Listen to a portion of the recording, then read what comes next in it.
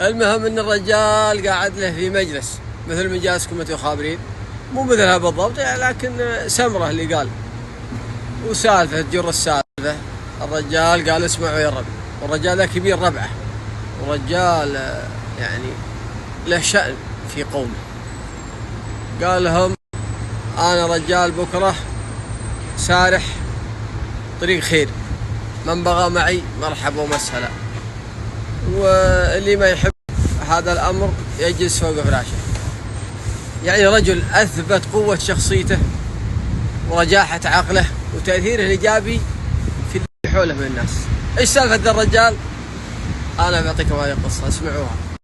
قدام العلم وخبر. السلام عليكم ورحمة الله وبركاته. يا مرحبا والله ومسهلا وحياكم الله. دخلناكم دخلة تشويقية للقصة هذه، قصة الرجال الكبير ربعه اللي قاعد في المجلس واللي يقول عليهم ويطول. ايش قصة هذا الرجل؟ هذا الرجل يا اخوان الصحابي الجليل النعمان ابن مقرن المزني من مزينة. وش سالفته؟ سالفته الله يسلمكم، النبي صلى الله عليه وسلم كان يدعو الأقوام والقبائل كلها حتى تدخل في دين الله أفواجا، فكثير منهم أسلم. من هذه الأقوام من هذه القبائل قبيلة مزينة ما دخلت الإسلام، جالسين في مجلس سمر عندهم النعمان بن مقرن وربعه كلهم حوله، سولف معهم سوالف سالفة جر السالفة. المهم قال يا جماعة الخير اسمعوا الخبر، اسمعوا العلم. قالوا وش العلم؟ قال لهم العلم ما فيه، ما الذي يبطئ بنا عن النبي صلى الله عليه وسلم؟ وش اللي ما يخلينا نستجيب دعوة محمد صلى الله عليه وسلم؟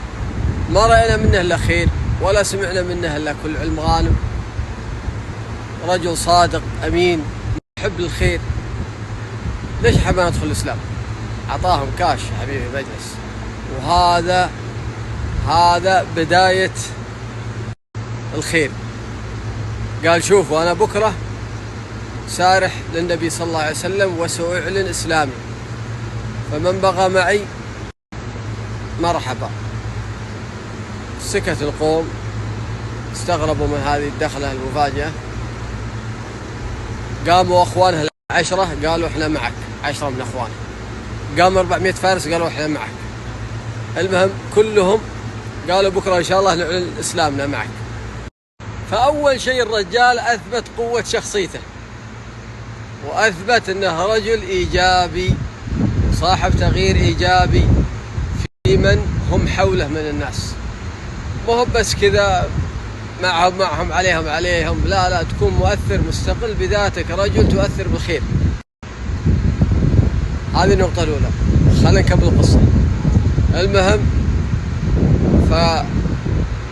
فذهب إلى النبي صلى الله عليه وسلم، واستحى أن يأتي للنبي صلى الله عليه وسلم بدون غنائم بدون شيء، فأخذ بعض العتاد وأخذ بعض الركاب وبعض الخيول أمامهم يسوقونها للنبي صلى الله عليه وسلم ولصحابه الكرام قدام مثل الفيج غنائم.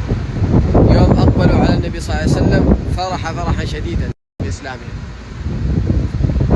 فأنزل الله سبحانه وتعالى هذه الآيات: ومن الأعراب من يؤمن بالله واليوم الآخر ويتخذ ما ينفق قربات عند الله وصلوات الرسول ألا إنها قربة لهم سيدخلهم الله في رحمته إن الله غفور رحيم.